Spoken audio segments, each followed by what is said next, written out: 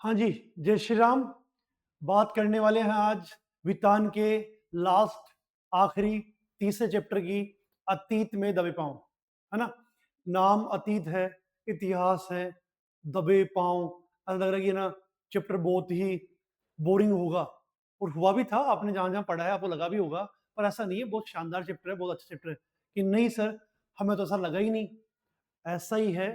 ये देखो कितने बड़े बड़े चित्र लगा रखे हैं हमने। ये सब किया उन लोगों ने। मिट्टी के बर्तन भी उनको मिल गए। उधर महाकुंड के पास में उनको सचिवालय मिला, वो सचिवालय भी यहाँ पर बना रखा है अपने। कंकाल वगैरह मिले, वो कंकाल भी है, बस कंकाल को चश्मा पहना दिया है यहाँ पे। ये सब काम, सिक्के मृदभांड सब उनको मिले थे। चैप्टर बहुत बड़ा है, पर उसको बहुत शॉर्ट में नए तरीके से आज पढ़ने जा रहे हैं। सिल्वर वेडिंग में आपको मजा आया था, जूझ भी आपको अच्छा लगा था। ये जो है उससे मजेदार तरीके से होने वाला है। आप बताएंगे कि हाँ सर ये वाला तरीका अच्छा है या सिल्वर वेडिंग वाला सही था। आरोह को हम वैसे ही पढ़ेंगे। अगर आप कहेंगे आज वाला तरीका कैसा है, ये सही लगा, तो फिर इसी फ्लो में चलेंगे। आरोह को स्टार्ट करेंगे इसके बाद में। और अगर आपने कहा कि नहीं सिल्वर वेडिंग और जूझ जैसे पढ़े हैं, वो सुनाओ हमें कहानी, तो उस प्रकार से हम पढ़ेंगे। ठीक है। अब थोड़ी सी बातें करते हैं इस चैप्टर के बारे में। पहले क्या है अतीत में दबे पाऊं। अतीत, जैसा कि आपको पता है, क्या इतिहास है। और किसका इतिहास है? ये सिंधु घाटी सभ्यता जो थी, उसका इतिहास है। अतीत में दबे पांव किसका है? ओम थानवी का। ओम थानवी कौन है? बीकानेर के रहने वाले हैं। ठीक है। ओम थानवी बीकानेर के रहने वाले हैं, राजस्थान के रहने वाले हैं। जब ये वहां यात्रा पर गए, लगभग 1990 के आसपास, उस समय कहां जाना पड़ा इनको? पाकिस्तान में जाना पड़ा। पर जब ये खुदाई हुई थी, जब सिंधु घाटी सभ्यता मिली थी, वो जगह जब थी 1922 में, राखलदास बनर्जी से खुदाई करेंगे, जॉन मार्शल के निर्देशन में करेंगे, जो महानिदेशक है। उस समय ये भारत में था। फिर उन गरीबों के पास कुछ था नहीं, बंटवारा किया गया, तो हमने गरीबों को क्या दे दिया? ये पुरानी वरानी जो जो प्रॉपर्टी थी उनको दे दी। फिर कुछ तो मिले इनको फकीरों को, है ना। ये पड़ोसी देश जो है हमारा, उनकी बात कर रहे हैं। हाँ, तो अभी क्या कहा कि जिस मोहनजोदड़ो की बात करने वाले हैं आप, क्या है इसका अर्थ? मोहनजोदड़ो का अर्थ क्या है? मुर्दों का टीला। क्या है? मुर्दों का टीला। क्यों नाम निकाला ऐसा मुर्दों का टीला? यहाँ पर खूब सारे कंकाल वगैरह मिले थे, इसलिए नाम भी क्या निकाल दिया? मोहनजोदड़ो। जैसे आप मोहनजोदड़ो कहते हैं, मोहनजोदड़ो कहते हैं, सही नाम है मोहनजो और दड़ो। दड़ो यानी टीला, दड़ो यानी टीला, और मोहनजोदड़ो यानी मुर्दों का। एक मिला ये शहर, और एक था हड़प्पा। राखालदास बनर्जी ने खुदाई कर दी। खुदाई में पहले वो किस चीज ही करने गए थे? हाँ, बौद्ध स्तूप ही करने गए थे। और क्या मिला? दीक्षित काशीनाथ कौन थे? राखालदास बनर्जी, हेरल्ड हरग्विज, श्री रत्नागर। ऐसे ऐसे नाम इसमें आए हैं कि सब बराबर पार्टियां लग रहा है ना। पर देखो कौन सा तरीका है, कैसे हम पढ़ने वाले हैं। आओ देखें। ये देखो, इतने बड़े चैप्टर को इतने शॉर्ट में करके प्रश्न वाही लेके आए हैं।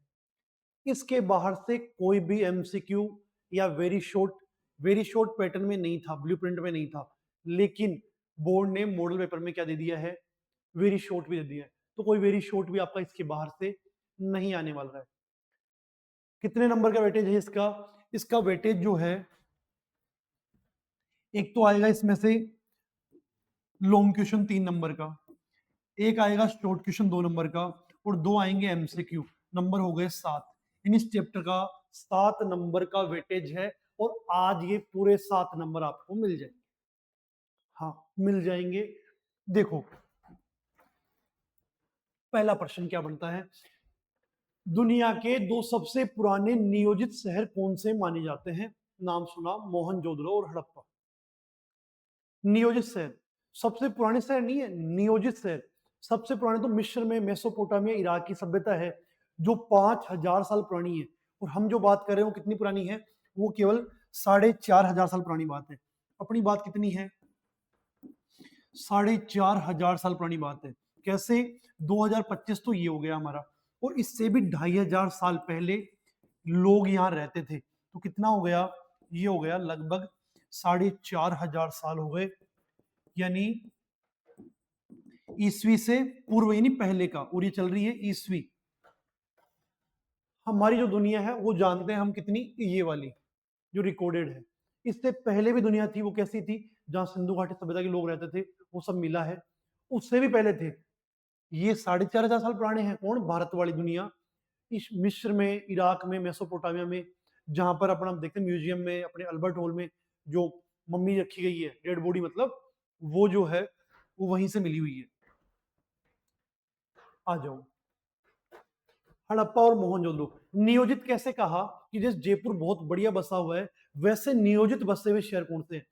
शहर तो इससे पहले के भी हैं, पर नियोजित, वेल मेंटेन, जैसे आज शहर है जयपुर, दिल्ली, मुंबई, वैसे वेल मेंटेन कौन सा है, ये मोहनजोदड़ो, हड़प्पा। बोले आपसे ताम्रकाल के शहरों में सबसे बड़े शहर का नाम बताइए, कि ताम्रकालीन सभ्यताओं में सबसे बड़ा शहर कौन है, तो कौन सा है, मोहनजोदड़ो है। अब बोले मोहनजोदड़ो महानगर था, या उसे 2 नंबर में पूछ ले, स्पष्ट भी करो, तो क्या बोलेंगे, महानगर क्या होता है, महानगर होता है मेगा सिटी। महानगर क्या होता है, मेगा सिटी। और मेगा सिटी वो होती है जिसमें 5 लाख लोग रहे। जयपुर मेगा सिटी है, कितने लोग हैं, 55-60 लाख है, पर 5 लाख होती है, मेगा सिटी हो गया था। ऐसे कोई भी शहर जहां 5 लाख लोग हो, मेगा सिटी होता है। 8%।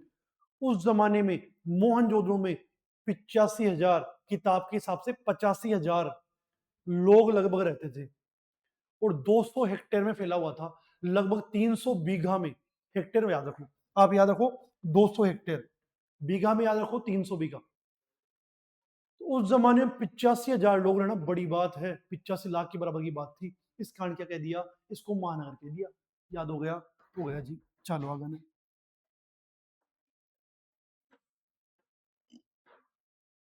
और क्या है, सिंधु घाटी सभ्यता किस प्रकार की सभ्यता थी। जैसे जयपुर है, जयपुर के मैदान में है, समतल पे है। अगर आप माउंट आबू रहते तो माउंट आबू कैसा रहता, माउंट आबू ज्यादा पहाड़ी इलाका, तो ये कैसा है, मैदानी। ऐसे ही सिंधु घाटी सभ्यता कैसी थी, मैदानी सभ्यता और संस्कृति थी। जैसे हम जयपुर क्या है, मैदानी प्रदेश है। मोहनजोदड़ो का शाब्दिक अर्थ अभी बताया आपको, क्या बताया था, मुर्दों का टीला। मोहनजोदड़ो दड़ो में कहा, मोहनजोदड़ो 8% के हिसाब से कहां है, अभी बताया पाकिस्तान में है, गरीबों के हिस्से में आ गया। और वहां पर भी कौन सा है, जैसे हमारा गुजरात है, वो गुजरात को क्या बोलते हैं, सिंध बोलते हैं। तो अपने गुजरात से लगता हुआ हिस्सा जो उनका है, सिंध, पाकिस्तान के सिंध में है। पाकिस्तान के गुजरात में क्या है, मोहनजोदड़ो है। हड़प्पा कहाँ है, हड़प्पा अलग है। हड़प्पा पाकिस्तान के पंजाब में है। ये कहां पर है, ये है गुजरात में, यानी सिंध प्रांत में। और क्या है कि मोहनजोदड़ो में बहुत कुछ मिला है। कितना कुछ मिला है, 50,000 लगभग आइटम मिले हैं। क्या क्या मिला, कोई बोर की उठली मिल गई, कोई मिट्टी के बर्तन मिल गए, कोई सिक्का मिल गया, कोई कंघी मिल गई, कोई मूर्ति मिल गई, कपड़ा मिल गया, ऐसे बहुत सारे आइटम मिले हैं ना यहाँ पर हड़प्पा में कम क्यों मिला है। हड़प्पा जो इलाका है पंजाब के टचवाड़ा, पाकिस्तान के पंजाब में, वहां पर क्या हुआ, वहां पर पहले ही खुदाई हुई 1922 में। और रेलवे लाइन भारत में कब आ गई थी, 1850-60 के आसपास ही आ चुकी थी। तो अब खुदाई होगी तो क्या होगा, पटरियों को, रेल को उखाड़ना पड़ेगा, है ना, उखाड़ना पड़ेगा। इस कारण क्या कहा भाई, इतना कुछ मिल भी नहीं रहा है। अब मान लो सोने के भंडार मिलते तो उस समय अंग्रेज थे, वो सोचते भाई एकदम से खोद दो पूरे को, उखाड़ दो पटरियां, पर ऐसे नहीं, वहां कुछ मिला नहीं इतना। तो हड़प्पा के ज्यादातर साक्ष्य खत्म क्यों हो गए, वो इसलिए खत्म हो गए कि रेलवे लाइन बिछ चुकी थी, और रेलवे लाइन बिछ गई तो फिर बाद में ये काम हो नहीं पाया, विकास की बेड़ चढ़ गया। याद रखना, अच्छा प्रश्न है। हड़प्पा के ज्यादातर साक्ष्य खत्म क्यों हो गए, बता दिया, रेल लाइन बिछने के कारण विकास की बेड़ चढ़ गए। और क्या है, हड़प्पा कहाँ अवस्थित है, हड़प्पा कहाँ पर बसा हुआ है, तो कहाँ बताएंगे हड़प्पा कहाँ पर है। अभी कहा पाकिस्तान के पंजाब प्रांत में है। और ये लाइन अलग से है, ये लाइन अलग से दे रखी है, क्या दे रखी है अलग से लाइन,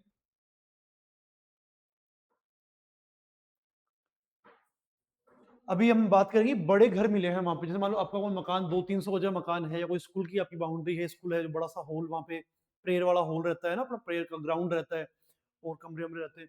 ऐसे ही बड़े वहां पर जो थे बड़े घर मिले हैं, बड़े बड़े आंगन मिले हैं कि यार ये क्यों है, इतने बड़े बड़े आंगन क्यों होंगे, इतने लोग रहते थे क्या? तो क्या अनुमान लगाया कि लोग नहीं रहते थे, बल्कि क्या था, यहाँ पर कोई कुम्हारी वाला काम, मिट्टी के बर्तन बनाने वाला काम, या लोहे के जो है लुहार वाला काम जो है वो यहाँ पर होता होगा। इसकी बात भी अपन करेंगे आगे। अगला प्रश्न देखो, अगला प्रश्न,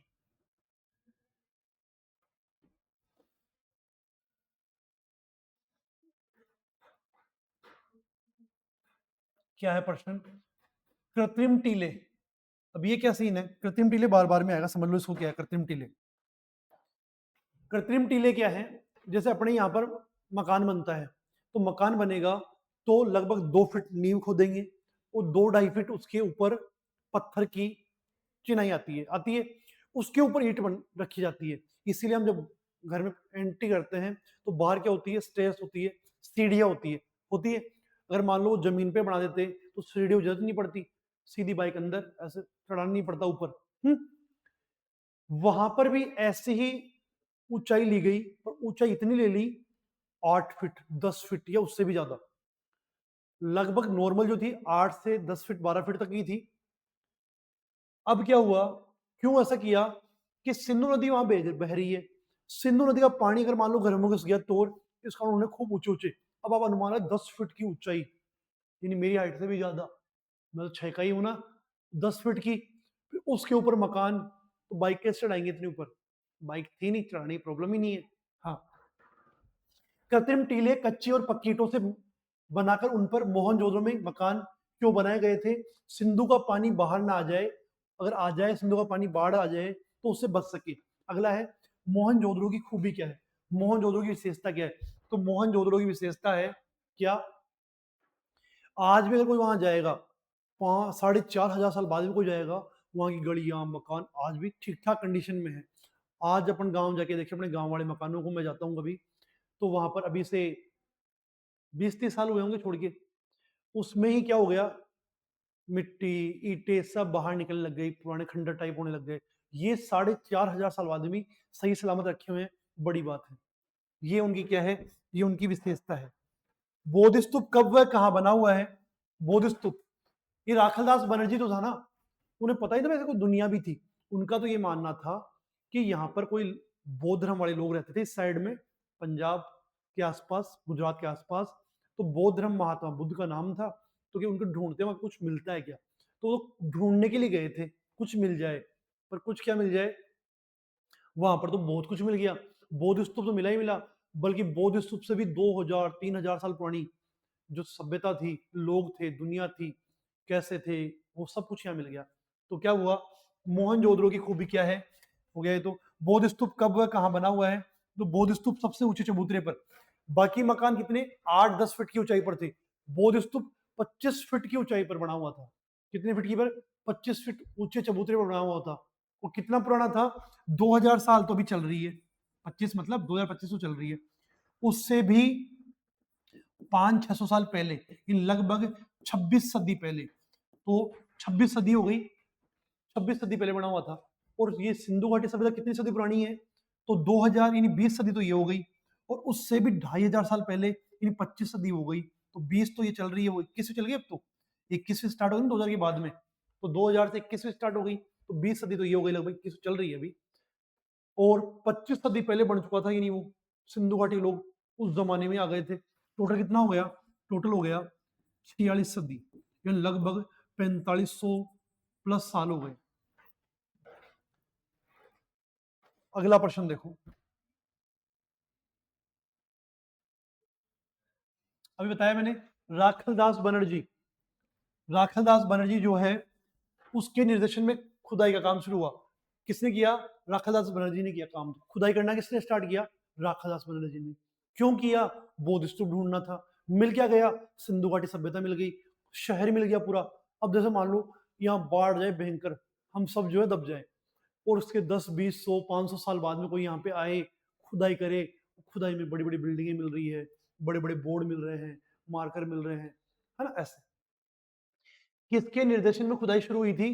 तो उस समय जॉन मार्शल था, माँ है माँ, जॉन मार्शल, जॉन मार्शल था जो भारतीय पुरातत्व का महानिदेशक था, उसके अंडर में काम शुरू हुआ था। और क्या है, राखालदास बनर्जी क्या खोजने आए थे, तो बौद्ध स्तूप खोजने आए थे। हो गई ये बात भी, हाँ हो गई। दुनिया की प्राचीन सभ्यता, हम भारत वाले बोलते हैं हम सबसे पुराने हैं, हमारे धर्म पुराना है, हम सनातनी हैं, हमारा देश पुराना, हमारा धर्म पुराना, हम पुराने, हमारी सभ्यता पुरानी। पुरानी थी, सही बात है, पुरानी है, लेकिन ये प्रूफ नहीं था। तो प्रूफ कब हुआ, प्रश्न क्या है, दुनिया की प्राचीन सभ्यता होने के दावे को पुरातत्व का वैज्ञानिक आधार कब मिला, जब खुदाई में सब सिंधु घाटी सभ्यता मिल गई। देख लो, हम तो पहले ही बोल रहे थे कि ये जो वास्को डी गामा, कोलंबस, ये नहीं ढूंढे, ना अमेरिका को ढूंढे होंगे, भारत को नहीं ढूंढे, ये सब हमारा तो पहले से था, सदियों से था। हम तो, तुम जब से दुनिया जानते हो उससे पहले हम आ गए थे। प्रूफ के रूप में अपने यहाँ पर ये लोग रहते थे, अपने जैसे ही लोग थे, खान पान भी ऐसा ही था, करेंगे बात अभी। तो सिंधु घाटी सभ्यता की खोज जब हो गई तो प्रूफ हो गया क्या, हम दुनिया की प्राचीन सभ्यता है। नागर भारत का, बढ़िया प्रश्न, 3 स्टार लगे हुए, लोग किया जाए इसको।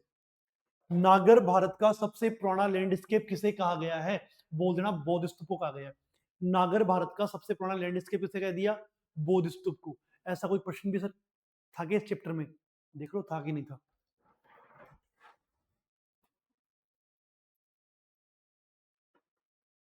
और देखो, राजस्थान व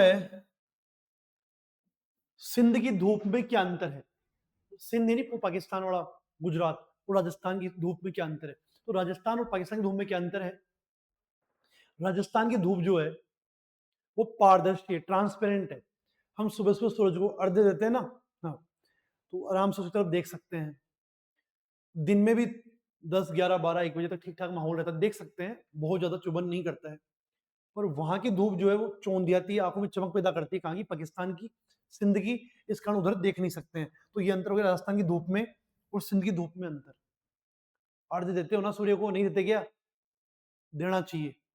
क्यों, ये रोशनी बढ़ेगी ना आंखों की, ऐसे नहीं बस पानी की कलश भरा, कलसी भरी छोटी सी, उड़ जाके भगवान सूरज भगवान उधर जल रहे हैं, अपन कहीं भी इधर देख रहे हैं, नहीं, ऐसा नहीं होता।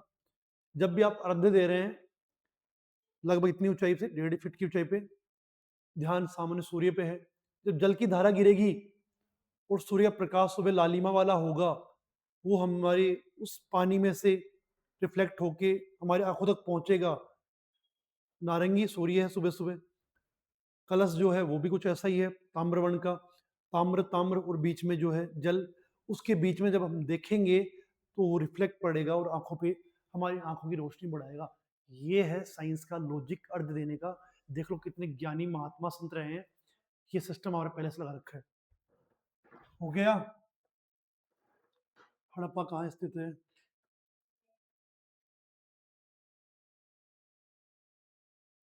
राजस्थान में सिंध की धूप में अंतर देख लिया, हो गया सब अंतर भी। आगे आ जाओ,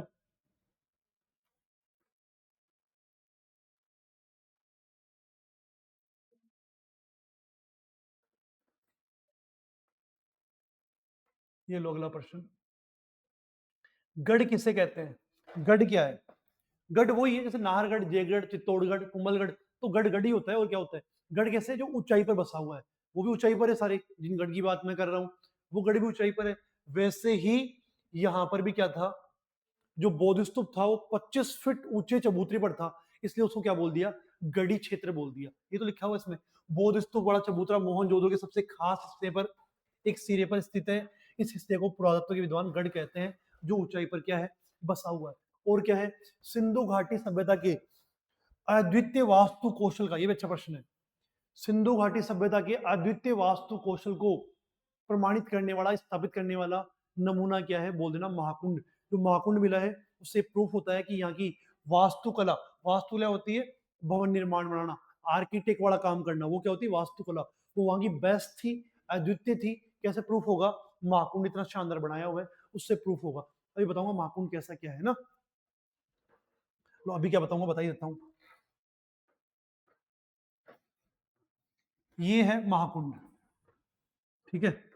महाकुंड कैसा है, ये इसकी लंबाई जो है, ये लंबाई जो है वो कितनी है, 40, चौड़ाई कितनी है 25, और गहराई जो है ना वो उंडा कितना है 7, तो कितना हो गया 40 फीट, 25 फीट चौड़ाई, 7 फीट गहराई हो गई। और क्या है, इधर भी सीढ़ियां उतर रही है, इधर भी सीढ़ियां हैं, और इस साइड भी क्या है सीढ़ियां हैं। तो 40, 25, 7, लंबाई चौड़ाई हो गई, लंबाई चौड़ाई गहराई हो गई। और क्या है, और दोनों तरफ सीढ़ियां हैं। यहां पर एक कुआं बना हुआ है, क्या बना हुआ है कुआं, कुआं नहीं होता है कुआ, आ होता है कुआं। यहाँ कुआं है, यहाँ दीवारों पर क्या हो रखा है कलर हो रखा है, कहीं से कलर नहीं डामर लगा रखा है। डामर कैसा है सफेद डामर है। अच्छा, हाँ डामर सफेद है, सफेद डामर का प्रयोग हुआ है। इस कुएं पर 2 गहरे भी हैं। ये सब बातें अपने प्रश्नों में आ जाएगी, मस्त रहो तुम तो, आ जाओ। कोई नहीं आया तो बताना कि सर कोई प्रश्न नहीं आया, सब आ जाएंगे आपको। अनुष्ठानी महाकुंड हो गया। सभी अहम, ऐसे बोलते हैं कि दुनिया में सबसे ज्यादा चीजें जो मिली है ना, कहां पर मिली है, किस साइड मिलती है, तो वो मिलती है पश्चिम दिशा में। बड़ी बड़ी इमारतें जो है वो सब किधर मिलती है पश्चिम दिशा में मिलती है। हालांकि हम बात करें नाहरगढ़ जयगढ़ जो है ये अपने उत्तर में हो गए, पर वैसे दुनिया की अधिकतर चीजें कहां पर है पश्चिम दिशा में है, याद रखना। अपने मूल स्वरूप के निकट, जैसे अपने देखो ये जो मिला है सिंधु घाटी सभ्यता कहां पर है, अपने राजस्थान पंजाब गुजरात सब किधर है भारत देश के पश्चिम में है, ठीक है पश्चिम में है। तो उस हिसाब से क्या कहा कि दुनिया में ऐसे मिस्र इराक में जो मिली है सभ्यता वो भी क्या मिली पश्चिम दिशा मिली है। तो सभी अहम व दुनिया भर की प्रसिद्ध इमारतों के खंडर कहां पर है पश्चिम दिशा में है। हो गई बात। चलो, अपने मूल स्वरूप के निकट, कि ऐसा कौन सा आइटम है, ऐसी कौन सी चीज है जो जैसे स्टार्टिंग में बनाई थी वैसे डिट्टो पड़ी हुई है, वो चीज कौन सी है महाकुंड है। ठीक है, बढ़िया प्रश्न है, याद करना इसको भी, महाकुंड। आगे बढ़ो, ग्रिड प्लान सुना है, ग्रिड प्लान क्या होता है? देखो भाई ग्रिड प्लान क्या है, ये गली अपनी, ये अपनी वाली गली है जहां आप रहते हैं, फिर ये दूसरी वाली कोई गली हो गई, ये कोई सामने वाली गली है, और ये मेन रोड है। तो मेन रोड में मुख्य सड़क में क्या हो रहा है, मुख्य सड़क में ये जो गलियां मिल रही हैं छोटी गलियां मिल रही हैं, ये सीधी हो गई, ये आरडी हो गई। तो ये सीधी और आरडी, सीधी सड़क, सीधी और आरडी सड़कों का जो नियोजन है उसी को क्या बोलते हैं, उसी को बोलते हैं ग्रिड प्लान। ये देखो लिखा हुआ कहां गया ग्रिड प्लान, ये रहा मोहनजोदड़ो की सीधी सड़कें, आरडी सड़कें, मोहनजोदड़ो का नगर नियोजन जिसे वास्तुकार क्या बोलते हैं ग्रिड प्लान बोलते हैं। सड़कों का जो डेकोरम है जयपुर में दिल्ली में सब जगह तो ऐसी ही है, उस जमाने में वहां मिलना बड़ी बात थी। अब जैसे अपनी मेन सड़क होती है, फिर अपनी गली वाली सड़क उसमें मिल जाती है, फिर जो मेन मोहल्ले में सड़क है वो भी किसी और मेन सड़क से मिल जाती है। इसको क्या बोलते हैं ग्रिड प्लान। आज तो जयपुर दिल्ली मुंबई सब इसी में है, पर उस समय जब लेखक ने चैप्टर लिखा वो पूछ रहे हैं कि उस समय कौन से शहर थे जो ग्रिड प्लान पर बसे हुए हैं, तो कौन से थे चंडीगढ़, इस्लामाबाद और ब्रासीलिया। कौन से चंडीगढ़, इस्लामाबाद और ब्रासीलिया। चंडीगढ़ अपना पंजाब वाला मान लो, ठीक है। आ जाओ, स्तूप से सिंधु नदी कितनी दूरी पर बहती है, स्तूप से नदी कितनी दूरी पर बहती है, तो सिंधु नदी बह रही थी उस समय 5 किलोमीटर की दूरी पर बह रही सिंधु नदी। देवमार्ग क्या है, देवमार्ग, देवमार्ग, देव इन देवता नहीं, डबल मात्रा वाला है, डबल मात्रा आती है तो उसको बोलते हैं भाग्य। तो भाग्य का मार्ग किसको बताया गया है, अभी महाकुंड हमने देखा, उस महाकुंड के, उस महाकुंड के क्या हो गया, महाकुंड की इस साइड, महाकुंड के इस तरफ दाई तरफ एक गली थी, पतली गली, पतली गलियां, गलियां है ना, पतली गली जो है इसको क्या बोल दिया डिविनिटी स्ट्रीट, डिविनिटी स्ट्रीट बोल दिया। इसी को और क्या बोलते हैं देव मार्ग भी बोलते हैं। इसको बोलते हैं कि महाकुंड के दाई तरफ एक पतली गली है जिसे क्या कह दिया भाग्य का मार्ग कह दिया, देव मार्ग कह दिया, डिविनिटी स्ट्रीट कह दिया। क्यों कह दिया, साधु संत यहाँ पे नहाते होंगे, स्नान करते होंगे, फिर वहां से इधर जाते होंगे, तो भाई साधु संत जहां से गुजरे वहां भाग्य का उदय हो जाता है, ऐसा उन्होंने माना होगा। चलो, स्तूप व महाकुंड के पास दाई तरफ एक लंबी गली है जिसे क्या बोलते हैं देवमार्ग कहते हैं।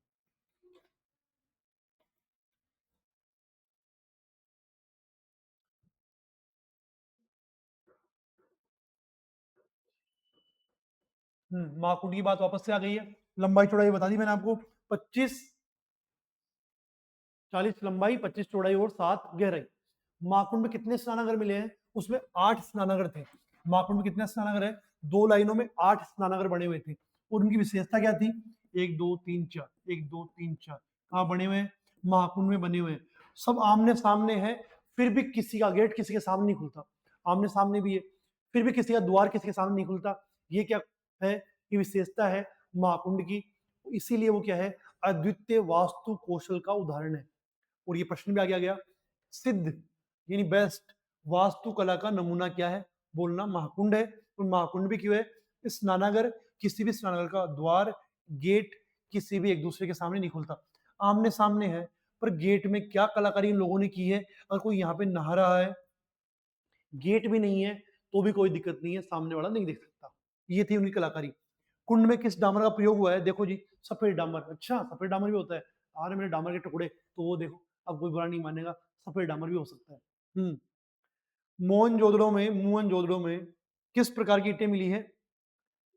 मोहनजोदड़ो में तो पक्की मिली है ना। मोहनजोदड़ो में क्या मिली है? पक्की ईंटें मिली है ओनली। हड़प्पा में पूछे कच्ची और पक्की दोनों मिली है। मोहनजोदड़ो में कैसी मिली? तो बोलना पक्की ईंटें मिली है। चलो आगे।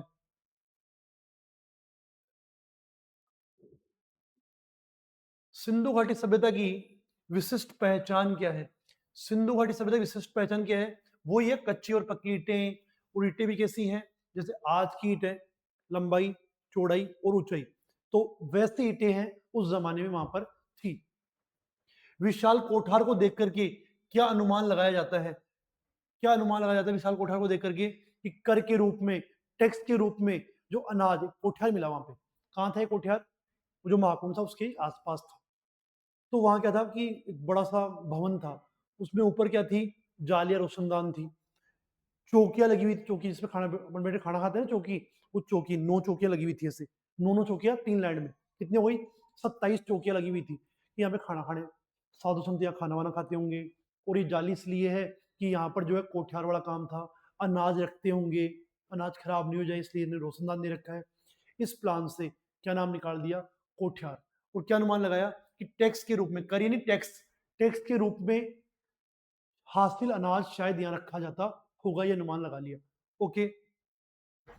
सिंधु घाटी सभ्यता के लोग कौन कौन सी फसल उगाया करते थे जो हमारे आज उगी हुई है? 8 हम दिसंबर में जी रहे हैं, तो गेहूं, जौ, चना, सरसों उगी हुई है सारी सारी। इसको क्या बोलते हैं?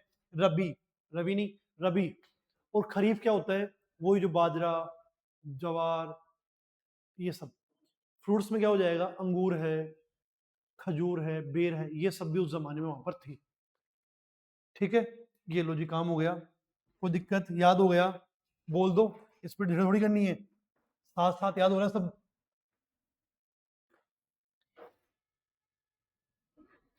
आगे देखो क्या है आगे। सिंधु घाटी सभ्यता किस प्रकार की सभ्यता है? किस प्रकार की है? मैदान में थी, मैदानी तो हो गई। अब क्या है कि यहाँ पर व्यवसाय था, वाणिज्य था, या पशुपालन था, खेती थी। खेती आज भी भारत में, उस जमाने में खेती और क्या थी? पशुपालन वाली सभ्यता हमारी रही है। खेती के लिए किस धातु के उपकरण इस्तेमाल किए जाते थे? आज तो लोहे वाले औजार है सारे, उस समय काय के थे? पत्थर के थे अपने पास, और तांबे के थे। और बढ़िया बात, तांबा कहाँ से था? अपने यहाँ पड़ोस से, नीम का थाना, खेतड़ी, राजस्थान से क्या लिए जाते थे? उपकरण बनाए जाते थे। तांबा वहां से इंपोर्ट करते थे वो लोग। और पत्थर के उपकरण, पत्थर वहां था ही पाकिस्तान में, हड़प्पा में, मोहनजोदड़ो में। मिस्र और सुमेर सभ्यता के लोगों के उपकरण कैसे थे? ये तो हमारे हो गए, ध्यान रखना, काय के थे? तांबे और पत्थर के। ऐसे उस जमाने में सभ्यता और थी, इनके इक्वल, इनके समानांतर थी ना, कौन थी? मिस्र, इराक, जॉर्डन। वहां पर काय के औजार थे? वहां लकड़ी के थे, और चकमक, चकमक या पत्थर, तो वहां पर भी चकमक पत्थर के औजार थे और लकड़ी के औजार थे। सूती कपड़ा, कॉटन, कॉटन का टुकड़ा मिला कपड़े का। सबसे पुराना कहाँ मिला है? सबसे पुराना तो मिला जॉर्डन देश था। जॉर्डन की सभ्यता, जॉर्डन देश, ये रहा। ये कितना है? 5000 साल पुराना है। कौन सा? जॉर्डन वाला तो। और हमें जो मिला है सिंधु घाटी सभ्यता मोहनजोदड़ो से, वो कितना पुराना है? 4500 साल पुराना है। तो आपसे पूछे सूती कपड़ा सबसे पुराना कहाँ मिलता है, तो 4500 साल पुराना तो मिलता है अपने यहाँ से। और 5000 साल पुराना मिलता है कहां से? उनके यहां से, जॉर्डन से। रंगाई का छोटा कारखाना, कारखाना मिला है, किसको मिला है कारखाना? बोले किसको मिला कारखाना? वो ना नीलगर ओ रंग दे, तो रंगाई का कारखाना किसको मिला है? माधो स्वरूप वत्स। इसके नाम पर कौन साल का पड़ा हुआ है? देखो, वी से तो ले लिया, वत्स का वी ले लिया, और स्वरूप का एस ले लिया, तो नाम क्या पड़ गया इसका? V S. बस इसका नाम अटपट है, बाकी सबका सही नाम है वी एस हल्का। तो आपसे बोले कि कारखाना किससे मिला है, किसको, कौन से हल्के में है, तो बोलना वी एस हल्के में है। किसको मिला है? माधव स्वरूप वत्स को मिला है। मेसोपोटामिया के शिलालेखों में, पहले से स्टार लग गया भाई अपने आप ही। अच्छा प्रश्न है। जैसे हम राजस्थान के रहने वाले हैं, हम किसी दूसरे स्टेट में जाएंगे तो हमें क्या बोलेंगे? राजस्थानी है। ऐसे ही बिहार वाले यहाँ रहते हैं, क्या बोलते हैं? बिहारी है। तो वैसे ही मोहनजोदड़ो, मोहनजोदड़ो जो था, वहां वाले लोगों को दूसरी सभ्यता वाले लोग, इराक वाले लोग, मेसोपोटामिया वाले लोग क्या बोलते थे? मेलुआ। कहाँ लिखा हुआ है? शिलालेखों पर लिखा हुआ है। पत्थर के होते हैं ना, पत्थर के लेख होते हैं, शिलालेख।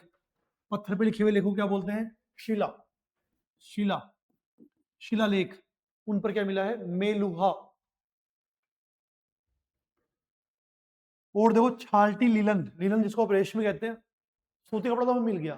सूती यहाँ पे उगा रहे थे लोग, पर रेशमी नहीं था। कहाँ से ला रहे थे? तो भाई साहब, उस समय जो सभ्यता थी सुमेर की, सुमेर देश था, वहां से भारत पाकिस्तान जो था, भारत ही था उस समय, तो क्या पाकिस्तान था, तो भारत वाले लोग जो थे, सिंधु घाटी वाले लोग जो थे, सुमेर से रेशमी कपड़ा लेते थे और सूती उनको देते होंगे।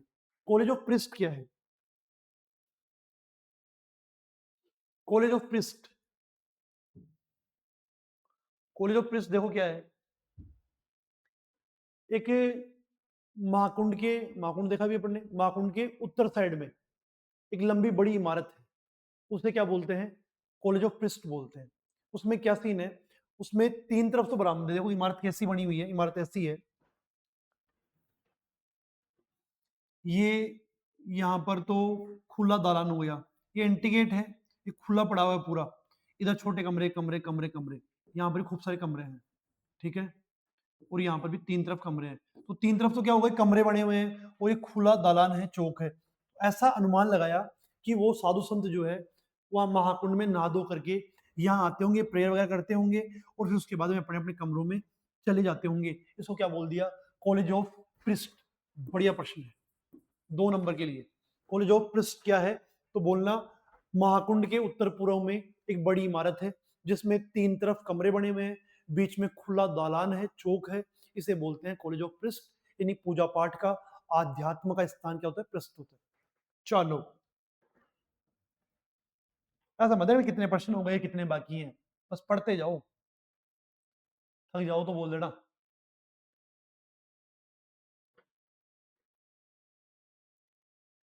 राज्य सचिवालय, एक और इमारत मिली है, एक और इमारत मिली है, उसके बारे में क्या अनुमान लगाया कि ये शायद जैसे अपनी विधानसभा है जयपुर की, लोकसभा राज्यसभा है दिल्ली में, तो वो क्या है, वैसा भवन भी यहाँ मिला है।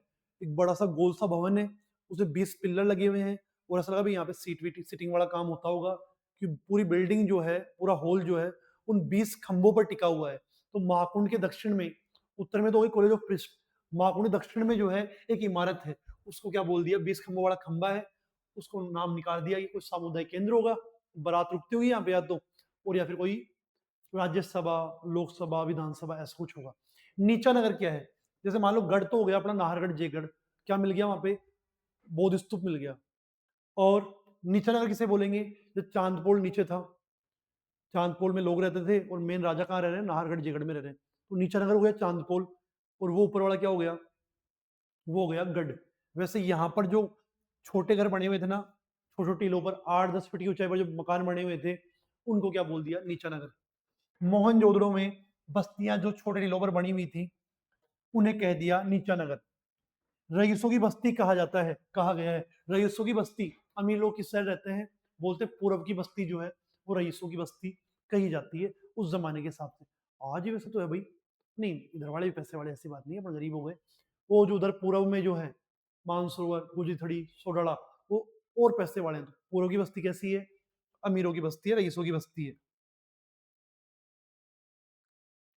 आज के युग में, आज के युग में पूर्व की बस्ती किसकी मानी जाती है? गरीबों की मानी जाती है। उस साइड गरीब है, पर ऐसा नहीं, गरीब तो नहीं है, पैसे वाले हैं, पर मानते हैं। क्या मानना है? पहले पूर्व वाले जो लोग थे रहने वाले वो अमीर थे, अब पूर्व वालों को गरीब मानना है, बस मानना है। अब भी है तो अमीर ही पूर्व वाले। समझ में आ गई बात? दीक्षित काशीनाथ कौन है? डी के, इसके नाम पर क्या था? डी के, दीक्षित काशीनाथ, डी के। उसके नाम पर कितने हल्के बने हुए हैं? तो 2 हल्के बने हुए हैं उसके नाम पर, डी के जी और डी के बी सी। 2 हल्के बने हुए उसके नाम पर। कौन कौन से? डी के जी और डी के बी सी। कितने सारे प्रश्न लग रहे हैं ना कि भाई पहली बार ही सुन रहे हैं। हाँ, ढंग से अध्ययन किया है, गहन अध्ययन है। बोर्ड एग्जाम में इस क्लास के अलावा आपको कोई वित्तान वाली किताब उठा के नहीं देखनी है, इस चैप्टर के लिए भी और बाकी जब इस फॉर्मेट में अपन पढ़ेंगे तो भी। केवल ये पर्याप्त है। 3 number, 2 number, 1 number, very short, कुछ भी आ जाए, इसके बाहर नहीं हो जाए। मोहनजोदड़ो में, ये तो अभी आया था। अच्छा, मोहनजोदड़ो में कितने प्रकार के वाहनों के साक्ष्य मिले हैं? 3 प्रकार के। बैलगाड़ी, छोटी बैलगाड़ी, बीच की बैलगाड़ी, और तो क्या था वहां पे? ना तो बाइक थी ना स्कूटर था। तो 3 तरह के वाहन थे। अब क्या थे वो पता नहीं है, अनुमान लगा रहे हैं बैलगाड़ी रही होगी, छोटी, बड़ी और बीच की। तो 3 तरह के वाहनों के। मोहनजोदड़ो की मुख्य सड़क अपनी मेन रोड 100 फीट होती है या 60 फीट होती है, 80 फीट होती है? उनकी कितनी थी? उनकी 33 फीट थी। और अपनी तो गली वाली 30 फीट की तो गली होती है ना अपनी में। वहां मेन रोड कितनी थी? 33 फीट की। बड़े वाहन थे ही नहीं। और देखो, अच्छा प्रश्न है, कार विजय कौन था? कार विजय कौन था? तो कार विजय कौन था? एक वहां का चंडीगढ़ का वास्तुकार का था, वास्तुकार था, आर्किटेक्ट था चंडीगढ़ में। उसने क्या किया? उसने चंडीगढ़ का, जब जैसे अपने जयपुर को बसाने वाला अलग है, उसका आर्किटेक्ट अलग है, अलग सिटी का, अपने घर का, सबका आर्किटेक्ट अलग होता है। वैसे यहाँ का जो आर्किटेक्ट था उसने क्या किया? वास्तुकार ने क्या किया? उसने उस शैली को फॉलो किया जो मोहनजोदड़ो में थी। हालांकि वो कोई मोहनजोदड़ो देखने भी नहीं गया, फिर भी उसने जो मकान बनाए हैं चंडीगढ़ में, कैसे मकान मिलते हैं वो देखो कैसे मिलते हैं। अपने यहाँ तो मेन रोड पे, अगर अपने यहाँ मेन रोड हो और यहाँ पर प्लॉट है तो सामने फ्रंट निकाल देंगे, दुकान निकाल देंगे यहाँ पे, और उस प्लॉट की क्या हो जाएगी? वैल्यू बढ़ जाएगी। भाई मेन रोड पे प्लॉट हो गया, दुकान निकालेंगे। पर वहां पर क्या था? वहां पर इसका विपरीत था। अगर सड़क इधर है ना और मकान किसी का यहाँ है भी, तो वो यहाँ फ्रंट नहीं खोल सकता, गली में फ्रंट खुलेगा, यहाँ पे पीछे वाली दीवार होगी। हाँ, ऐसे यहाँ ये सड़क है, यहाँ पर फ्रंट नहीं होगा, बल्कि मकान की पीठ इस साइड होगी, एंटी गेट इसके विपरीत होगा। ये तो है चंडीगढ़ का वास्तुकार जिसने वहां के घरों को 50 वर्ष पहले सड़क के दोनों ओर बनाया है, किंतु सड़क की ओर घरों की पीठ है, कोई भी घर का सड़क पर नहीं खुलता। ऐसा ही मोहनजोदड़ो में भी था कि फ्रंट जो है वो सड़क की ओर नहीं है। फायदा भी है, नुकसान भी। फायदा ज्यादा है, फायदा ज्यादा है। क्या फायदा है? दुकान ही नहीं खोल सकते, दुकान नहीं खोल सकते, बच्चे छोटे हों और मेन रोड पे मकान है, अगर मान लो थोड़ा बहुत ध्यान इधर उधर भटका, गाड़ी साफ कर जाएगी। दूसरा, धूल मिट्टी उड़ती है मकान वाले रोड पे, जो मकान है धूल मिट्टी उड़ेगी, घर गंदे ज्यादा होंगे, पॉल्यूशन ज्यादा होगा, बीमारियां ज्यादा होंगी। इसलिए उन लोगों ने उस जमाने में इतना दिमाग लगाया।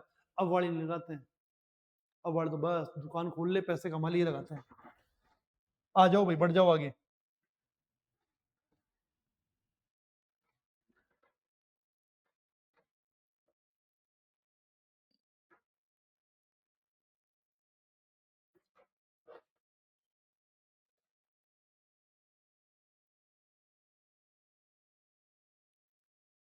कारबजुए ने कौन सा? भी मैंने कहा कि वो वहां गया नहीं था, मोहनजोदड़ो गया नहीं। कारबजुए, कारबजुए कौन था? चंडीगढ़ का आर्किटेक्ट था, वास्तुकार था।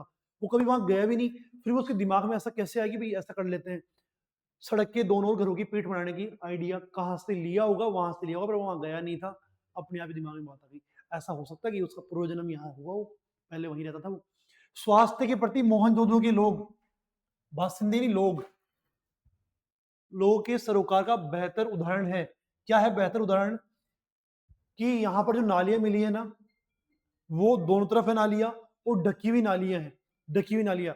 आज देखो अपने यहाँ पे अभी भी खुली नालियां मिल जाती है, मक्खी मच्छर खूब पनपते हैं, बीमारियां खूब बढ़ जाती है। वो लोग 4,500 साल पहले इतने समझदार थे कि नालियां ढकी हुई थी, क्या मक्खी मच्छर नहीं पनपेंगे, बच्चे बच्चे गिर नहीं पाएंगे, उससे क्या होगा, वो था उनका स्वास्थ्य के प्रति, वो लोग बहुत समझदार थे, सचेत थे, ये प्रूफ होता है इस बात से। आगे क्या प्रश्न है, बस्ती के भीतर की छोटी सड़कों की चौड़ाई कितनी थी, अपने यहाँ 30 फीट की होती है, उनके यहाँ तो मेन रोड ही 33 फीट की थी, 33 थी, तो फिर अंदर गली वाली कितनी होगी, 9 से 12 फीट की। जैसे अपनी मेन गली जो है, आप जहां भी रहते हैं आपकी सबकी लगभग 30 फीट की है, बोलते हैं गली कितनी है, 30 फीट की। हाँ वो अलग बात है, 30 फीट में से मैंने निकाल दिया 6 फीट तो बाहर चबूतरा, 6 फीट सामने वाले ने निकाल दिया, बीच में आधा ही बच गया, खा गए बाकी को। ऐसा हो जाता है, कहीं तो ऐसा भी बार पार्क भी लगा देते हैं 4-5 फीट, वो फैला देते हैं, तो गाड़ी प्रॉपर आ ही नहीं सकती है, दूसरी गाड़ी तो आ ही नहीं आती नहीं है उधर से। ये तो जगह खाने का तरीका है बस, और क्या है। वहां पर क्या था, 9 से 12 फीट की गली थी आराम से। आ जाओ, कुओं का निर्माण किस प्रकार की ईंटों से हुआ है, कुएं तो पक्की से बनेंगे ना, गल जाएगी, ईंटें तो पक्की है, और एक ही आकार की थी, आकार एक से, जो आज हमारा साइज है, 4:2:1, 4 लंबाई, 2 चौड़ाई, 1 ऊंचाई, 4:2:1। पहली ज्ञात संस्कृति जो कुएं दुनिया में, संसार में, इसलिए हम सबसे पुराने हैं, इसलिए हम सनातनी हैं, इसलिए हम सबसे पुराने भारतीय हैं। क्यों है, धरती तक भाई जल है, आप 11वीं क्लास में पढ़ के आए हैं शायद, राजस्थान की रजत बूंदे, कुएं वाला पानी आपने देखा, बारिश वाला पानी देखा, पर धरती तक जो अपनी खड़िया पट्टी होती है, कुआं कैसे खोदते हैं, वो नीचे पत्थर वाली लेयर है, उसको काटने के बाद नीचे धरती में जो जमीन में पानी है उसको निकालना क्या कुएं का काम होता है। उस समय तो मशीनरी भी नहीं थी, पर आज से सबसे पहले 4,500 साल पहले भी सिंधु घाटी सभ्यता में कुएं मिले हैं, और 1 2 4 5 10 नहीं, 700 कुएं, 700 कुएं मिले। तो ये क्या था, ये पहली ऐसी संस्कृति है जो कुएं खोदकर धरती के जल तक पहुंची है। वो कौन सी है, वो आपकी सिंधु घाटी सभ्यता। मोहनजोदड़ो में लगभग कितने कुएं मिले हैं, 700 मिले हैं। सिंधु घाटी सभ्यता को जल संस्कृति कहने में, सिंधु घाटी सभ्यता को जल संस्कृति कहने में, कहने के पीछे क्या कारण है, भाई महाकुंड मिल गया, स्विमिंग पूल, महाकुंड कैसे, स्विमिंग पूल टाइप आराम से, कुएं हैं 700, नालियां बढ़िया मिली है, स्नानागार मिले हैं 8, हर घर में स्नानागार ही मिला है। तो ये सब बातें कैसी हैं, ये सब बातें ऐसी हैं कि ये क्या है, जल संस्कृति है। शॉर्ट में जवाब तो ये हो गया। बड़े में क्या करेंगे, 3 नंबर में आए तो इसका विस्तार कर दो, इसमें कुंड में क्या क्या था, कुएं कितने मिले हैं, नालियां कैसी थी, स्नानागार कितने मिले हैं, कैसे थे, 3 नंबर का काम हो गया, इन्हीं को एक्सप्लेन कर दो। इसमें बड़े प्रश्न लिखे नहीं है, पर ये तरीका इनको विस्तार करना है, जो आपको समझा दिया सारा बात। चलो, ईटे वही 1 2 4 4 2 1 है ना।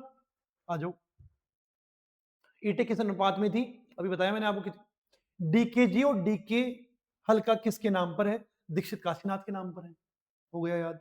चलो, मुखिया के घर, ये कौन है, एक है ना, यहाँ मोहनजोदड़ो में बड़ा सा मकान मिला है, उसमें क्या था, 2 आंगन थे, जब अपने स्कूल नहीं होते, स्कूल में 2 आंगन होते आगे और पीछे, है ना, वैसे एक बड़ा घर मिला, उसमें 2 आंगन थे और 20 कमरे थे। यार इतना बड़ा घर किसका है, मैं भी स्कूल स्कूल भी रहा होगा उस जमाने में, तो अनुमान है भी कोई बड़ा मकान था, इसमें क्या कोई मुखिया टाइप, कोई सरपंच टाइप आदमी रहता होगा, इसलिए उसको क्या मान लिया हमने, मुखिया का घर मान लिया, मान लिया मुखिया घर। चलो आगे, दोबारा देखो इसको, मुखिया के घर में कितने कमरे और आंगन थे, बोला 2 आंगन थे और 20 कमरे थे।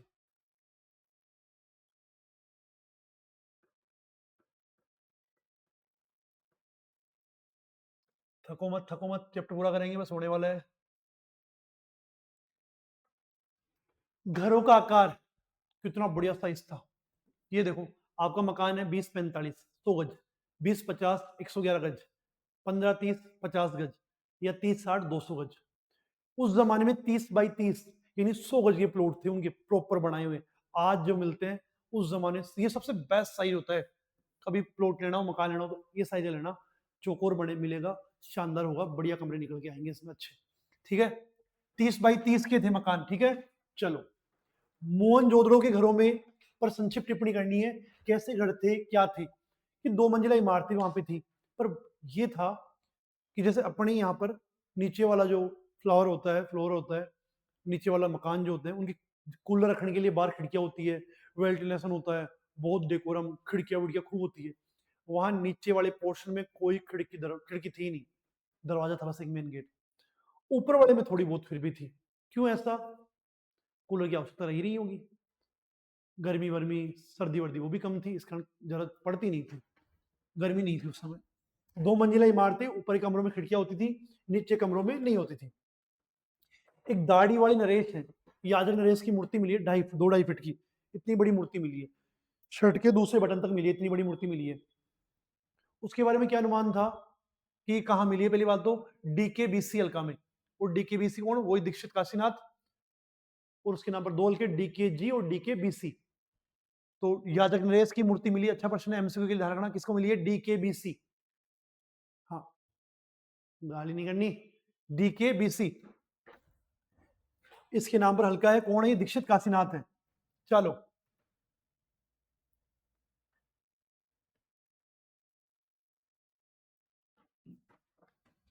लेखक को अनाधिकार चहलकदमी का बोध क्यों हुआ? कि जब भी हम किसी घर में, ये बोल रहे ओम थानवी, कि जब हम वहां जा रहे थे ना, तो मेरे को ऐसा फील आ रहा था यार अपन किस अनजाने घर में घुस रहे हैं, यार नहीं घुसना चाहिए। ऐसा क्यों हो रहा था? वो घर आज भी ऐसे वेल मेंटेन लग रहे थे कि यार क्या बात है, कोई यहाँ रहता होगा। हम जैसे अनजाने घर में कभी अब जाएं, मम्मी बोले, क्या बोले मम्मी, कि जा रहे पड़ोस का यार गीता में किया है, तो गीत में कहने के लिए जब जा रहे हो आप लोग, तो ऐसे आंटी जी अंकल जी रिंग कर बेल बजा रहे हैं बाहर से, ऐसे हम भी किसी घर में घुस रहे थे, को जो कोई दिखा नहीं, तो थोड़ा ऐसा लग रहा था कि हम किसी अनजानी घर में घुस रहे हैं। कौन बोल रहा है ये बात? ओम थानवी। लेखक को अनधिकार चहलकदमी का अपराध बोध क्यों हुआ? मोहनजोदड़ो के टूटे फूटे मकानों में जाते समय अजनबी घरों में घुसने का अपराध बोध उसे हो रहा था, जैसे हम भी किसी अनजान घर में घुसते हैं थोड़ा सा। हाँ जी, कोई है क्या? है क्या? ऐसे चलते हैं। जॉन मार्शल ने 3 खंडों वाले प्रबंध में कौन कौन से चित्र? ये लो, ये शायद अभी बोर्ड ने, ये देखो ये सीरीज मैंने अभी नहीं बनाई है, ये सीरीज अपनी बनी है पिछले साल की। अभी जो मॉडल पेपर आपका आ चुका है, आप कहेंगे तो उसको सोल्व करवा देंगे, उसमें प्रश्न दिया हुआ है मॉडल पेपर में इस साल के में। एनुअल में जो प्रश्न आएगा वो भी इसमें ढूंढ लेना, इसी में से आएगा। ये भी दिया है मॉडल पेपर में। जॉन मार्शल ने 3 खंडों वाले प्रबंध में कौन कौन से चित्र प्रकाशित करवाए हैं? तो उसमें ये था जॉन मार्शल ने कितने खंडों में प्रबंध छपवाया है? मेरा जवाब 3 खंडों में छपवाया है। उसमें काय के चित्र हैं, तो बोल देना बैलगाड़ी के चित्र हैं, और ठोस पहियों वाली मिट्टी की गाड़ी के चित्र भी है। बैलगाड़ी का चित्र है और ठोस पहियों वाली गाड़ी का चित्र है। कितने प्रबंध है? 3 पार्ट में प्रबंध पूरा। मोहनजोदड़ो क्या है, सिंधु घाटी सभ्यता क्या, किसने छपवाया? जॉन मार्शल ने छपवाया। एचआर हल्का किसके नाम पर बना हुआ है? जैसे डीके के नाम पर दीक्षित काशीनाथ हो गया, डीके के नाम पर क्या हुआ? दीक्षित काशीनाथ हो गया, और माधव स्वरूप का वीएस हो गया। वैसे ही एच आर नाम क्या है? H R. एस से क्या हो गया? हेरल्ड, और आर क्या कर लिया? ग्रीव्स। हेरल्ड हरग्रीव्स के नाम पर क्या है? एच आर हल्का है। इतने सारे हल्के थे, याद कर लेना। जो क्लास ले रहा है वो बच्चा, वो अपने आप ही, जो आपका ही क्लासमेट है पर क्लास नहीं ले रहा, उस भीड़ से अलग हो जाएगा। वो आपकी शक्लें ताकेंगे, पर आपको नहीं बताना है। आपको अपना काम से काम रखना है। 3 घंटे पहले अपना प्रॉपर काम करेंगे, बाद में हम दूसरे के पास जाएंगे। ठीक है? आप उस भीड़ से, उन बच्चों से अलग हो जाएंगे जो प्रॉपर क्लास में उपस्थित नहीं है। एचआर हल्का का खुदाई कार्य किसने करवाया था? अभी बताया, हेरल्ड हरग्रीव्स ने करवाया था। कब करवाया था? 24-25 में। राखल दास बनर्जी ने कब करवाया था? राखल दास बनर्जी ने तो 1922 में करवाया था। प्रश्न हुआ नहीं क्या? देखते हैं, उसके बाद दोबारा देखेंगे ना। 1922 में हुआ, देखते हैं हुआ कि नहीं हुआ।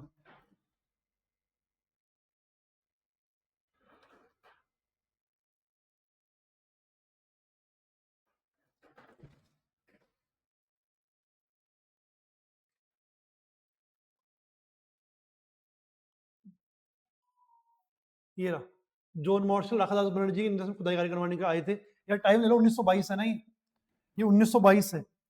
जॉन मार्शल जो था, उसने 1922 में खुदाई कार्य किया था। ध्यान रखना, क्या पता 1922 जो लिख रहा हूँ यही प्रश्न हो इस बार का। छूटना नहीं चाहिए कोई प्रश्न, कोई प्रश्न छूटना नहीं चाहिए।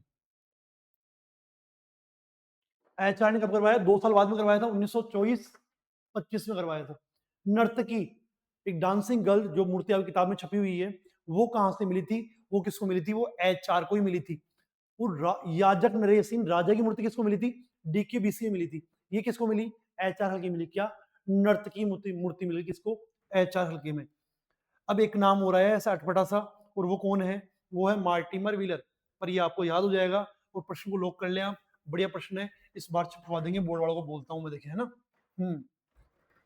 मार्टिमर व्हीलर ने मूर्ति के बारे में, नर्तकी, वो डांसिंग गर्ल जो है, आप किताब में की मूर्ति मिली ना आपको, किताब में दी हुई है वो, उसके बारे में क्या कहा? देखो, मार्टिमर व्हीलर, मार्टिमर ही नहीं, माटी, माटी मिट्टी अपनी है ना, तो मिट्टी को क्या बोल देंगे? माटी, याद रखेंगे।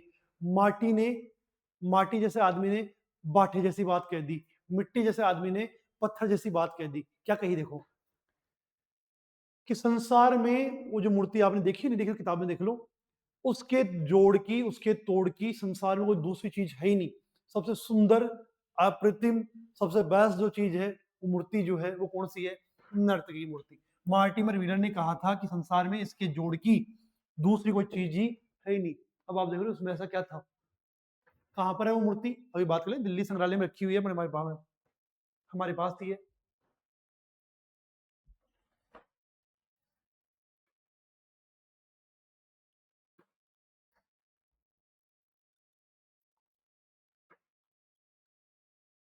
नर्तकी की मूर्ति कहाँ रखी हुई है? कहाँ है? दिल्ली में रखी हुई है ना।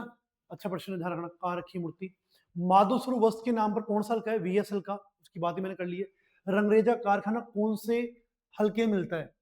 रंगरेज का वीएस हल्के मिला दिया, कारखाना मिल गया था। दोबारा प्रश्न आ गया ये, बस्ती से मिले हुए कुएं में से क्या अनुमान है?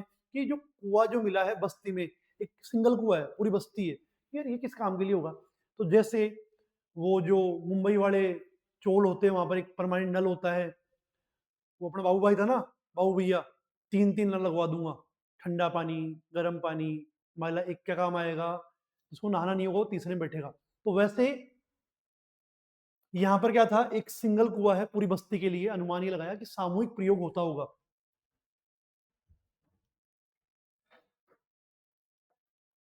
दो लाइनों में 16 मंजिला, जैसे अपने यहाँ पर आजकल बिल्डर बनाते हैं, लाइन वाइज से डब्बा डब्बा डब्बा डब्बा खूब सारे मकान बनाते हैं जिससे ना, फिर सेल कर देते हैं उनको।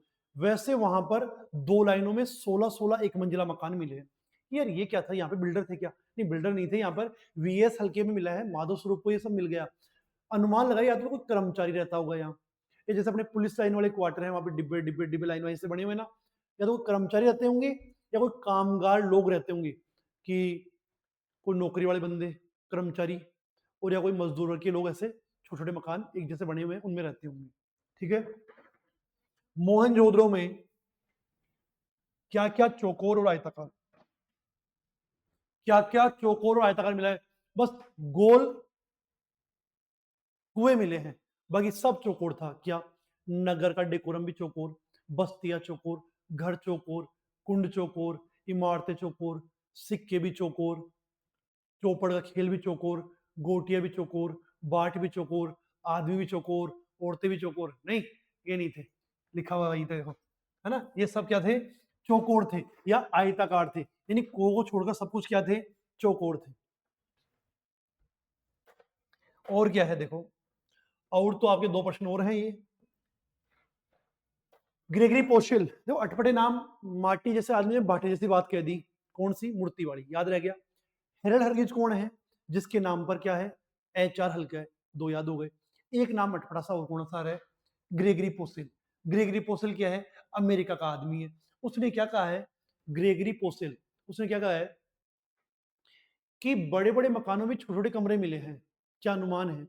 जैसे बड़ी बड़ी स्कूल में छोटे छोटे कमरे होते हैं, उसके हिसाब से कि यहाँ पर भी कई बड़े बड़े मकानों में छोटे छोटे कमरे क्यों मिले हैं?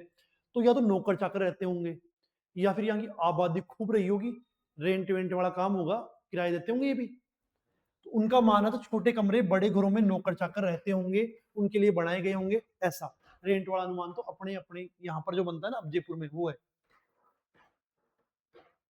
इसको याद कर लो, 3 स्टार लगा रहा हूँ, इसको याद कर लो। ग्रेगरी कौन हो गया? ग्रेगरी हो गया अमेरिका का, नाम भी ऐसा ही है, ग्रेगरी पोस्टल, अमेरिका जैसा नाम है ना।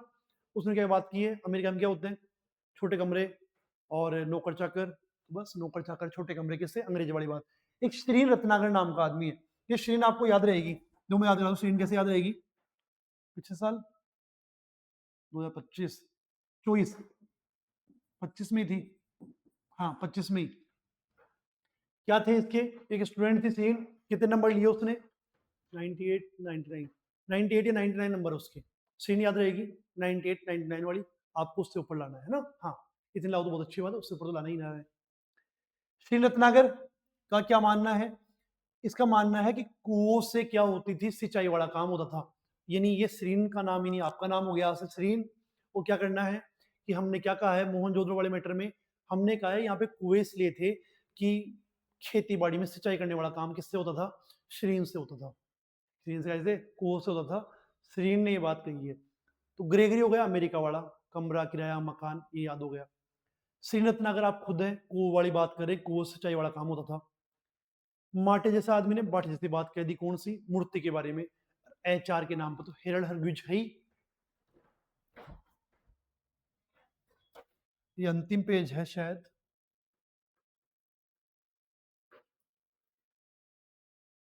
मोहनजोदड़ो में कौन कौन से जानवर थे, कौन कौन से जानवर थे? शेर, बेल, गेंडा, ऐसे प्रश्न थे क्या? हाँ थे, शेर, बेल और गेंडा ऐसे जानवर वहां पे थे। क्या कह रहा है लेखक को मोहनजोदड़ो के खंडरों को देखकर जैसलमेर की कुलधरा गांव की याद क्यों आती है? कुलधरा, कुलधरा क्या था? कुलधरा जैसलमेर में अभी भी है, अभी 25 24 1 जनवरी 2024 को हम वहीं थे जैसलमेर में। अभी पहले याद नहीं है वरना आपको यहाँ वीडियो दिखाते। कुलधरा क्या है, जैसे पूरा खंडर सा गांव बसा हुआ है, छोटे टूटे फूटे मकान मकान मकान, जहां तक आप देखेंगे दूर तक वहां मकान दिखेंगे वहां पे। ठीक है, ये जब वहां गया मोहनजोदड़ो में, वहां पर वही खंडर छोटे छोटे मकान दिखे, वहां तक दूर दूर तक वही बसा हुआ था। तो लेखक बोल रहा है मेरे वहां पे जैसलमेर में जो मेरे पूर्वजों का गाँव था, वहां की हालत भी आज ऐसी ही है। कुलधरा जो है, जैसे अपने भूतों का भानगढ़ है, जैसे कुलधरा भूतों के भानगढ़ का बाप मानते हैं उसको, उससे भी तगड़ा बड़ा ऐसा। हालांकि हमें कुछ लगा नहीं वहां पे गए तो, पर ऐसा है, जैसलमेर जाएगा आपको देखना चाहिए। तो उसको देखकर, वो खंडरों को देख करके उसको क्या याद आ गई, अपने गांव की याद आ गई। उसके कुलधरा क्या था, इसका भी वो गांव था। क्या मैटर है कुलधरा का, थोड़ी सी बात करते हैं यहाँ पे। कुलधरा में कोई सलीम सिंह नाम का सामंत जमींदार था। उसने इतने अत्याचार वहां के लोगों पे किए कि जो पालीवाल ब्राह्मण थे, उन्होंने एक तंग आकर के प्लान किया कि हम गांव छोड़ देंगे। और रातों रात हजारों घर जो थे वो खाली हो गए, सब कुछ वहीं छोड़ गए। धीरे धीरे सामान तो राजा महाराजा के लोग उठा ले गए और वो पूरा गांव खाली हो गया। जब वहां पे लोग नहीं थे तो राजा रह के क्या करता, तो उसने भी क्या कर दिया, गांव छोड़ दिया। ऐसा आप जब वहां जाएंगे तो आपको देखने को मिलेगा। वैसे वैसे वो गांव पूरा बसा हुआ है। राजस्थान और सिंध के खेत खलियान, टीले, सुनापन और वहां के टूटे फूटे मकानों के साथ ही जब देखें जैसलमेर के मुहाने पर बसे हुए पीले पत्थरों के घर वाले खूबसूरत गांव के उन खाली पड़े घरों को देखता है, तो मोहनजोदड़ो व उस गांव के खाली पड़े मकान व खंडर उन्हें एक जैसे लगते हैं। कुलधरा, ठीक है, गांव का नाम है कुलधरा। जॉन मार्शल ने मोहनजोदड़ो पर कितने खंडों में प्रबंध छपवाया? ये लो जी, 3 खंडों वाला वो प्रश्न भी आ गया जिसकी बात कर रहा था ना, ये जो उसमें दिया है अभी इन्होंने, यहीं से लिया है वो, अपने यहाँ नोट्स से उठाया है, किसने, मॉडल पेपर वालों ने। देख लो सेम टू सेम ऐसा ही मिलेगा। रेगिस्तान के जहाज का, रेगिस्तान के जहाज का हवाई जहाज से गठजोड़ कैसे हो सकता है? रेगिस्तान का जहाज ही नहीं, ऊंट, और ऊंट का ही नहीं, हवाई जहाज, हवा का जहाज हवाई जहाज हो गया। आज भी ऊंट गाड़ा जहाँ चलता है उनमें बस के टायर पुराने वाले या ट्रैक्टर के टायर पुराने वाले वो लगा देते हैं नीचे, काम हो गया। ठीक है, तो रेगिस्तान के जहाज का हवाई जहाज से गठजोड़ कैसे कहा जा सकता है? ऐसे कहा कि जैसे टायर पहले बस के कार के लग रहे थे, फिर हवाई जहाज वाले टायर जो है वो भी कबाड़ी में बिकने लग गए, कबाड़ी में बिकने लग गए तो क्या कर लिया उन लोगों ने, ऊंट गाड़े में वो जोड़ दिए टायर, कौन से वाले, हवाई जहाज वाले। तो एक तरफ तो रेगिस्तान का जहाज हो गया, एक तरफ हवाई जहाज हो गया, तो रेगिस्तान के जहाज का क्या हो गया, हवाई जहाज से मेल हो गया। शानदार दिमाग वाले लोग थे ना। आ जाओ,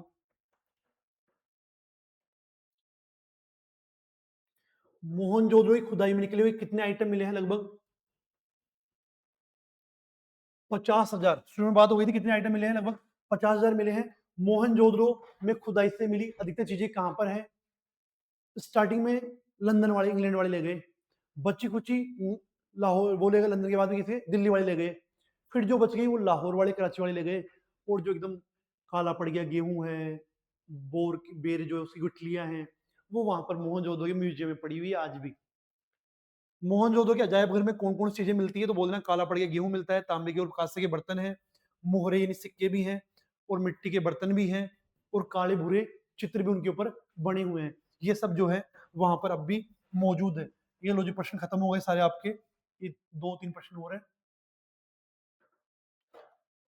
चौपड़ी गोटियां हो गई, दिए, मापतोल के पत्थर, तांबे का आईना। तांबे का आईना, कितने गोरे लोग थे, तांबे से में शक्ल दिख रही थी ना, अभी कांच में नहीं दिख पाती अपन को। तो तांबे के आईने, मिट्टी की बैलगाड़ी, मिट्टी के कंगन, कंघी, कंघी, 2 पाटन वाली चाकी और पत्थरों की मनकों वाला हार, पत्थर के औजार, ये सब पड़े हुए हैं। क्या बताया, मिट्टी के बर्तन हैं, चौपड़ी गोटियां हैं, मापतोल के बाट है, और वो जो तांबे का शीशा है, कंघी है, ये सब वहां पड़ा हुआ है। मोहनजोदड़ो के अजायब घर में कौन तैनात था? जब ये लोग वहां गए तो म्यूजियम में रखवाड़ा कौन था, उसका चौकीदार कौन था? तो अली नवाज। अली नवाज, अली नवाज ने लेखक को क्या बताया था? तो उसने बताया था कि यहाँ पे सोने के पहले सोने के गहने भी रखे हुए थे, वो तो क्या हो गए, चोरी हो गए। और चोर कौन करेगा? रखवाड़ा ही चोर है, हो सकता है। तो चोरी हो गए, अब किए किसने वो तो वही जाने। बताया कि सोने के गहने भी थे पर वो चोरी हो गए। मोहनजोदड़ो की खुदाई में खुदाई बंद क्यों कर दी गई है? अब वहां पे खुदाई क्यों नहीं हो रही है? सिंधु का पानी आ रहा है, दलदल हो गया, खुदाई में जेसीबी भी जा सकते हैं अंदर, आदमी भी अंदर जा सकते हैं। दलदल की समस्या हो गई, इस कारण खुदाई क्या कर दी, बंद कर दी। और क्या कर दिया, काशीनाथ दीक्षित को खुदाई में कितनी सुइयां मिली थी? सोने की सुइयां मिली, कितनी? 3।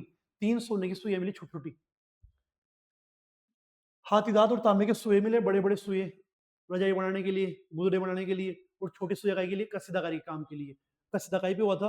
वो जो मूर्ति मिली थी ना पेपर को, दीक्षित काशीनाथ को, याजक नरेश की मूर्ति, 2 फीट की इतनी बड़ी, शर्ट के दूसरे बटन से लेके यहाँ तक, इसने दुशाला शोल भी डाल रखा था उसकी। तो उससे तुरपाई, वो कसीदाकारी वाला काम उससे होता था, सुई से, छोटी से। और एक अजरक सिंध की खास पहचान क्या है? अगर आपसे बोले अजरक सिंध की खास खास पहचान क्या है, तो बोलना छापे वाला कपड़ा जो है वो अजरक सिंध की। अजरक सिंध क्या, वो पाक वाली बात चल रही है। जैसे अपने बगरू प्रिंट है ना, बगरू प्रिंट, वैसे इनके प्रिंट कौन सा है? अजरक, छापे वाला कपड़ा। ये हो गए अपने सारे प्रश्न। थोड़े से बड़े प्रश्न जो अपन ने कर लिए हैं। जल संस्कृति है, हाँ है। सिंधु घाटी सभ्यता कला सिद्ध थी, ये प्रश्न देखो। सिंधु घाटी सभ्यता क्या थी? कला सिद्ध थी। यहाँ के लोग टेक्निक को ज्यादा मानते थे, टेक्निक नहीं कलाकारी को ज्यादा मानते थे। तकनीक नहीं कलाकारी, कि ये लोग तकनीक से ज्यादा क्या थे, कला सिद्ध थे। चाहे वो नर्तकी ने जो बालों की चोटी बना रखी थी वो बहुत सुंदर थी, मिट्टी के बर्तन बहुत सुंदर थे, सिक्कों के ऊपर जो सुंदरता से उन्होंने अक्षर लिख रखे हैं, लिपि लिख रखी है, वो बहुत सुंदर थी। पेड़ पौधों क्या करती है, बहुत सुंदर बना रखी है इन्होंने चित्रों में। यानी वो क्या थी, टेक्निक वाले थे। टेक्निक वाले नहीं, कलाकारी वाले थे, टेक्निक वाले नहीं थे। और क्या है, लो प्रोफाइल सभ्यता थी। लघुता में भी क्या है, महिता का अनुभव कराने वाली, कि लो प्रोफाइल थे, गरीब थे, या बहुत ज्यादा बड़े बड़े महल वगैरह नहीं मिले वहां पे, पर फिर भी वो लो में भी हाई प्रोफाइल वाला, निम्न में भी उच्च वाला एहसास कराने वाली संस्कृति कौन सी थी? वो थी आपकी सिंधु घाटी सभ्यता। क्यों? कि वहां पर जल निकास बढ़िया है, कुएं बढ़िया है, मकान बढ़िया है, सड़कें, सब कुछ वेल मेंटेन था। यानी वो क्या थी, दिखावा नहीं था, पर लो प्रोफाइल में भी हाई प्रोफाइल वाला अनुभव कराने वाली संस्कृति थी। ऐसे आप कर सकते हैं। इसका खत्म हो गए प्रश्न, ये बड़े प्रश्न है जिनको मैं आपको सामने बता रहा हूँ। वैसे जो छोटे प्रश्न हमारे आए थे उन्हीं को आप बड़ा करके लिख सकते हैं। सिंधु घाटी सभ्यता की खूबी उसका सौंदर्य बोध है, जो राजपोषित, बड़े प्रश्न में लगा लेना इसको 3 नंबर में। राजपोषित है, धर्म पोषित ना होकर समाज पोषित। कि राजा की बड़ी बड़ी मूर्तियां भी नहीं मिली है, धर्म की कोई बड़ी बड़ी भगवान की, देवताओं की, किसी प्रकार की मंदिर मस्जिद नहीं मिले हैं। फिर भी यहाँ पर ये सब वेल मेंटेन कैसे था? यहाँ के समाज के लोग इतने समझदार थे कि उन्होंने पूरी व्यवस्था बना रखी थी। ठीक है, इतने अच्छे लोग थे वहां के। कविता में से कविता निकलती है, कलाओं की तरफ वास्तुकला में भी कोई प्रेरणा छिपी होती है। चेतन अवचेतन ऐसे ही सफर करती होगी। कथन को उदाहरण से समझाइए। कौन सा मैटर है? एक कार बुझुए वाला मैटर है। जैसे साउथ वाली फिल्मों में से बॉलीवुड वाली फिल्में निकल जाती है, पुराने गानों में से पुराने जो गाने थे उनमें नए गाने निकल गए। वैसे ही जो सिंधु घाटी सभ्यता में मकान थे, सड़क के तरफ पीठ मकानों की, वो कहाँ मिल गया? वो कार बुजुर्ग ने भी इस्तेमाल कर दी इस जनरेशन में भी। तो कैसे कला में से कला निकलती है, वैसे हमारे कहा गया चेतन अवचेतन, ये क्या होता है? कॉन्शियस माइंड और सबकॉन्शियस माइंड, कोई ना कोई बातें रहती है। क्लास बड़ी हो गई है, वरना चेतन और अवचेतन के बारे में बात करें कभी, शॉर्ट वीडियो में शॉर्ट्स बनाएंगे तब देखेंगे, है ना। चेतन अवचेतन बताऊंगा बहुत अच्छे से आपको। महाकुंड पर विचार, वैसे समझ लो इतना, कॉन्शियस और सबकॉन्शियस माइंड। महाकुंड पर लेख 40, 25, 7, दोनों तरफ सीढ़ियां, वो सब बातें इसमें आ जाएगी। सिंधु घाटी सभ्यता की जल निकास प्रणाली, नालियां कैसी थी? घर के बाहर जैसे अपने चेंबर होता है, चेंबर बना हुआ था, मेन मुख्य होदी में मिल रही थी, मेन रोड पे जाके मिल रही थी नाले में। आज जो जल निकास है वही वहां पर उस जमाने में था। और क्या है? वास्तु कौशल, माखुंड बता दो कितना बढ़िया बना रखा है, कुएं अच्छे बना रखे हैं, मकान अच्छे बना रखे हैं, वो सब क्या है? आर्किटेक्ट वाला काम है, वास्तु कौशल है। देखना अपनी आंख से, बाकी सब आंखें झपकाना। जैसे यात्रा अपने पांव से चलना, बाकी सब तो कदम ताल है। लेकिन नहीं, ये टिप्पणी किस संबंध में की है कि मैंने बौद्ध स्तूप के बारे में बहुत सुना था, बहुत सुना था, बहुत अच्छा है, बहुत अच्छा है। पर जब उसको देखा तो लगा भाई सच में अच्छा है। तो चलना तो अपने पाँव से होगा, देखना अपनी आंखों से होगा, बाकी सब तो फॉर्मेलिटी है। इसलिए जहां भी जो भी करना हो वो देखो सुनो। अब चैप्टर को शुरू में देख लिया, वो लास्ट तक नहीं पहुंचे तो उसमें मैं कुछ नहीं कर सकता। वरना कोई प्रश्न अगर आ जाए इस चैप्टर में से 7 नंबर के प्रश्न बनेंगे, अगर एक प्रश्न इसके बाहर आ जाए तो एग्जाम देते ही आके कमेंट कर देना कि ये हो गया सर हमारे साथ, तो बता दो। और अगर आ जाए तो बोलना हाँ सर एक प्रश्न भी इसके बाहर नहीं गया, पूरी जो क्लास चली उसके बाहर नहीं गया। अधूरे पायदान पर खड़े होकर यह अनुभव किया जा सकता है कि आप दुनिया की छत पर नहीं, वहां से इतिहास को झांक रहे हैं। जब ये मोहनजोदड़ो गया और वहां जाकर देखा कि मकान फर्स्ट अंदर घुस गया, एंट्री कर गया, ऊपर वाले फ्लोर पर जाना था तो सीढ़ियां टूटी हुई थी। सीढ़ियां टूटी हुई थी तो उन्होंने कहा कि अब मैं ऊपर वाली छत पे तो नहीं जा पा रहा, पर हाँ मैं ये महसूस कर सकता हूँ कि इन अधूरे पायदान पर खड़े होके मैं केवल इस वाली छत को नहीं देख रहा, मैं दुनिया की छत को, इन सबसे दुनिया की सबसे पुरानी जो जगह है, सबसे पुराने लोग हैं, मैं उनको देख रहा हूँ। तो ये टिप्पणी उस संबंध में आई है। ठीक है, इसके साथ ही आपकी वितान कंप्लीट है। वितान में कोई समस्या नहीं है। अगर आप चाहेंगे तो एग्जाम से पहले सिल्वर वेडिंग के और जूझ के भी ऐसे ही प्रश्नों की श्रृंखला लेके आ जाएंगे। पर आप बताना ये क्लास कैसी थी, कुछ भी चैप्टर में अब दोबारा पढ़ने की आवश्यकता है क्या, किताब को हाथ लगाने की आवश्यकता है क्या?